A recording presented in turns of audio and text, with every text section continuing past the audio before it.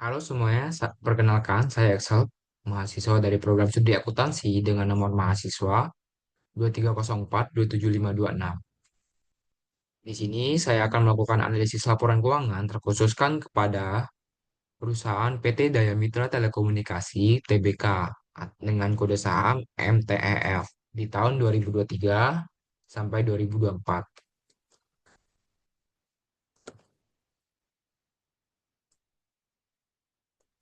Latar belakang penelitian, yang pertama ada analisis rasio keuangan menjadi alat kritis untuk mengevaluasi kesehatan dan kinerja perusahaan.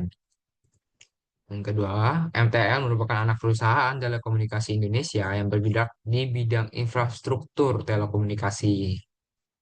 Sehingga sebagai perusahaan publik, MTL wajib transparan kepada pemegang saham melalui laporan keuangan.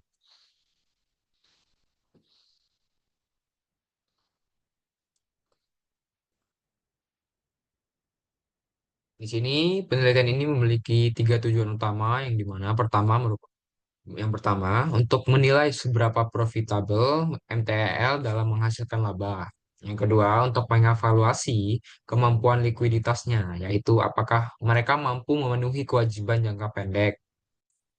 Dan yang ketiga, yang tak kalah penting, itu untuk memahami implikasi dari temuan ini terhadap kesehatan keuangan dan prospek pertumbuhan MTL di masa depan.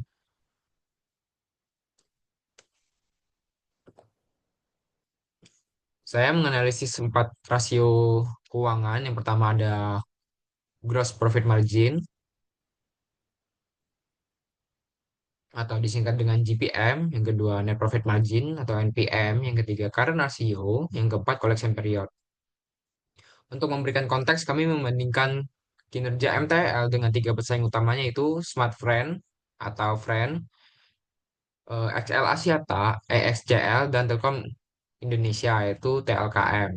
Serta saya juga membandingkan dengan rata-rata industri telekomunikasi Indonesia.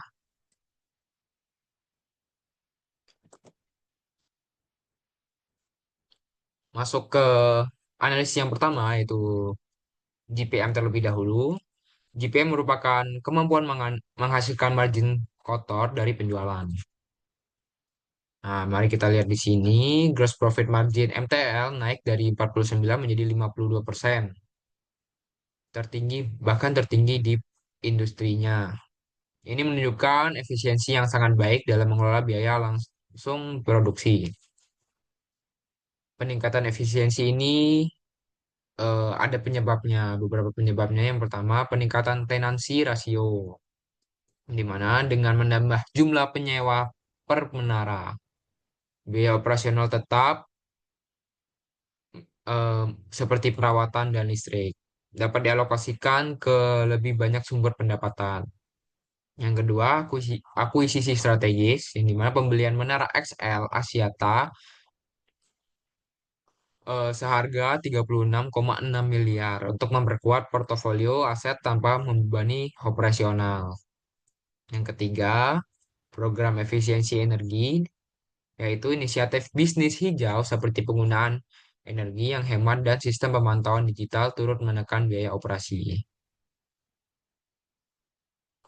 Selanjutnya masuk ke NPM atau Net Profit Margin, yang dimana merupakan perhitungan seberapa besar laba bersih terhadap penjualan. Jadi GPM tadi laba kotor, sekarang Net Profit Margin merupakan laba bersih. Nah, dapat dilihat juga Net Profit Margin MTL di sini tetap tidak naik meski GPM-nya naik. Hal ini dikarenakan ada tekanan biaya non-operasional seperti beban bunga dari pinjaman untuk ekspansi dan beban depresiasi aset menara baru.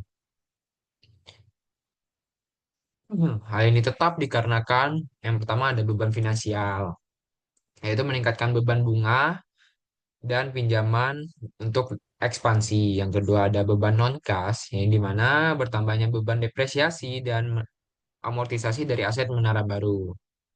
Yang ketiga, tantangan ekspansi geografis, di mana biaya logistik dan perawatan lebih tinggi serta beresiko keterlambatan pembayaran di luar Pulau Jawa. Hal ini mengakibatkan jumlah laba bersih tertinggal dari pertumbuhan laba kotor. Masuk ke analisis selanjutnya yaitu current ratio.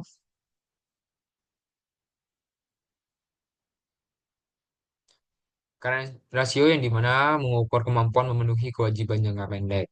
Dapat dilihat di sini likuiditas MTEL menurun dengan current ratio dari 0,31 menjadi 0,28. Ini menunjukkan kondisi yang ketat.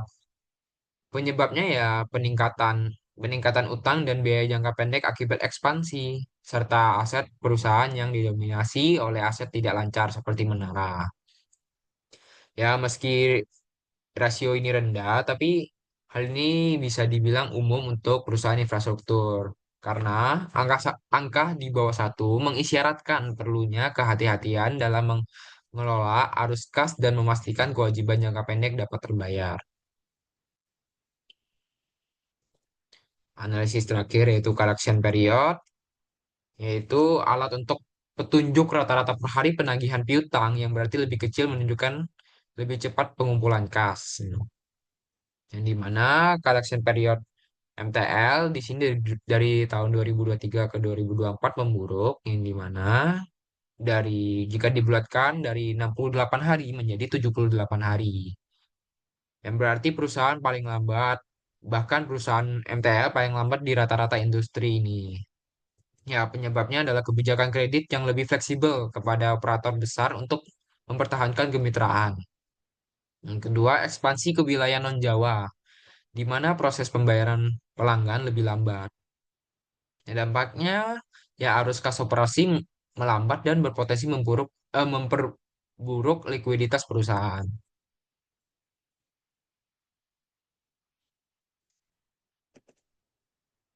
Sehingga kita dapat menarik kesimpulan dari analisis tadi, di mana kinerja operasional kuat. Karena gross profit marginnya meningkat dari 49% jadi 52%. Yaitu menunjukkan efisiensi biaya yang baik. Namun di situ juga ada tantangan utama yang di mana profitabilitas net profit marginnya tetap di angka 23% karena beban bunga dan depresiasi dari ekspansi. Yang kedua, likuiditas. Karena rasio turun dari 0,31 menjadi 0,28 ya bahkan di bawah rata-rata industri. Ya ini mengindikasikan ketergantungan pada liabilitas jangka pendek. Yang ketiga ada arus kas. Periode penagihan piutang memburuk dari 68 hari menjadi 78 hari. Yang dimana memperlambat konversi kas. Hal ini menunjukkan MTL menunjukkan prospek pertumbuhan yang dalam fase ekspansinya. Namun, memerlukan penguatan likuiditas dan perbaikan manajemen piutang untuk menjamin keberlanjutan jangka panjang.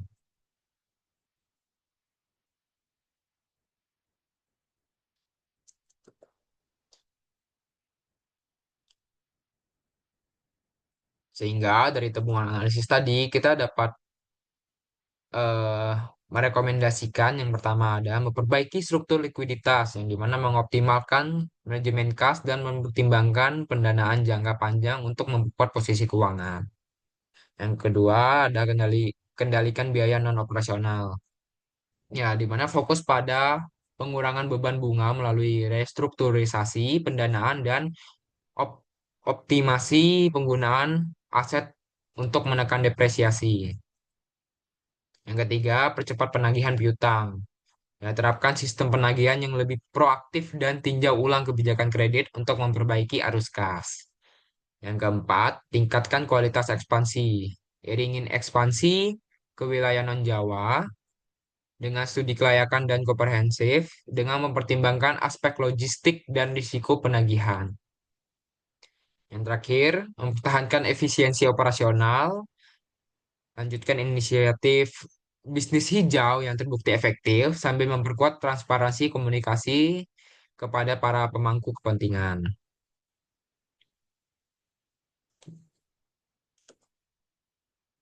Sekiranya sekian pembahasan mengenai analisis laporan keuangan PT Daya Mitra Telekomunikasi (TBK). Terima kasih.